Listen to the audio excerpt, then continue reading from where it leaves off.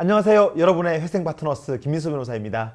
자영업자분들 가뜩이나 코로나로 매출은 반토막인데 계속 오르는 임금이나 물가 그리고 최근 금리 인상까지 어느 거 하나 장사하는데 도움되는 일이 하나도 없으시죠. 또 주식이나 비트코인 투자한 분들은 요즘 들어가지고 거의 반토막 났고 투자 손실이 너무 크고요. 뿐만 아니라 일반 가계대출도 월급은 그대로인데 금리 물가 계속 오르면서 실질적인 소득은 줄은 상태죠. 이렇게 지금은 모든 사람들이 다 어려운 시기입니다. 그래도 그나마 매달 원금 이자라도 꼬박꼬박 낼 수 있으면 다행인데 이제 더 이상 빚 갚을 여력이 안 되는 분들은 이제는 다른 방법을 찾아야 할 때입니다. 오늘은 이렇게 다들 어려운 시기에 어떻게 하면 내 채무를 반 이상 줄이고 빚에서 벗어날 수 있는지 그 방법에 대해서 말씀을 드리겠습니다.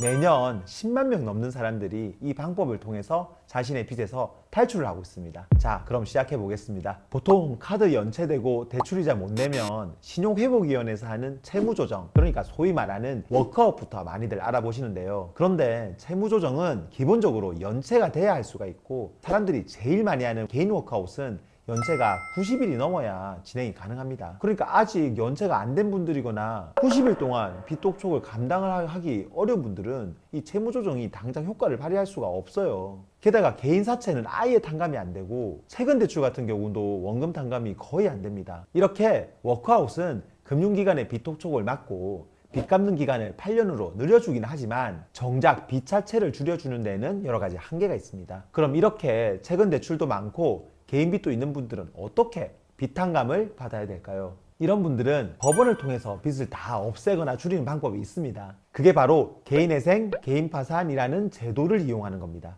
사람들은 이렇게 회생, 파산이라고 하면 막연하게 그냥 어렵고 힘든 걸로 느끼세요. 또 그리고 법원에서 한다고 하니까 왠지 너무 딱딱하고 또 변호사 사무실에 의뢰하면 비용도 많이 비쌀 것 같고 뭐 그렇게 생각을 하시는데요. 그런데 이 회생 파산이라는 게 워크아웃보다 절차가 좀 더 복잡하고 깐깐한 거는 맞지만 통과만 되면 워크아웃이나 다른 새출발 기금과 같은 것과는 비교가 안 되게 채무 탕감을 많이 받을 수가 있습니다. 물론 회생 파산은 신청 자격이 있어가지고 이 요건이 안 되면 아예 진행이 안 됩니다. 그리고 개인회생 같은 경우는 최소한의 소득이 있어야 돼요. 하지만 통과만 되면 이자는 전액 다 탕감이 되고 원금도 최대 95%까지 다 없앨 수가 있어요. 실제로 사건을 해보면 뭐 95%까지 탕감되는 경우는 뭐 많진 않지만 그래도 한 70%에서 한 80% 이상 탕감되는 경우는 많습니다. 또 최근에 서울회생법원에서는 이제 주식이나 비트코인으로 이제 손실 본 거에 대해서는 개인회생할 때 아무런 불이익을 주지 않기로 실무 준칙을 바꿨어요.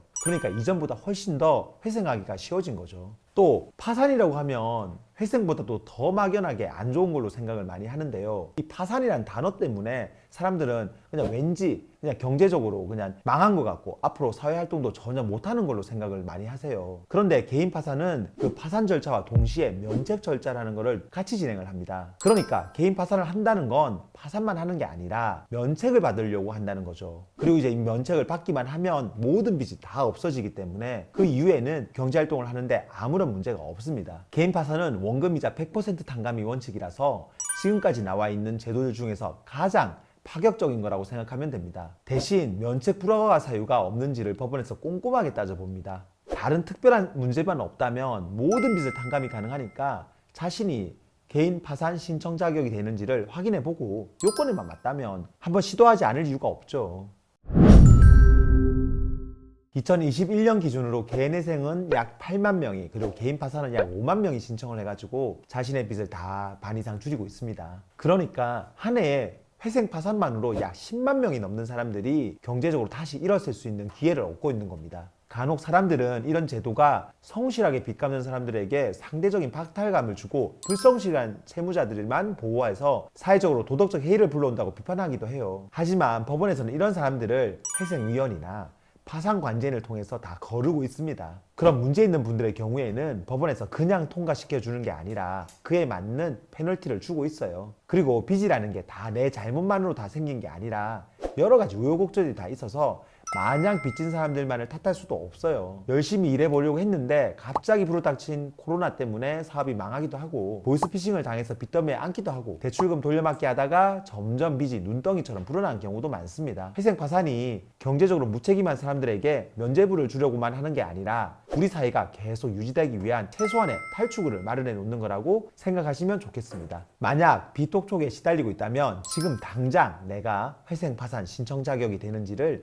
한번 확인해 보는 건 어떨까요? 지금도 매년 10만 명이 넘는 사람이 이 제도를 통해 자신의 빚을 다 탕감하고 있습니다. 오늘 영상 여기까지고요. 구독과 좋아요 그리고 알림 설정 부탁드립니다. 영상 보고 궁금한 점 있으면 아래 댓글이나 저희 법무법인 김앤파트너스로 전화 주시면 친절하게 답변 드리겠습니다. 다음에도 더 좋은 주제로 찾아뵙겠습니다. 감사합니다.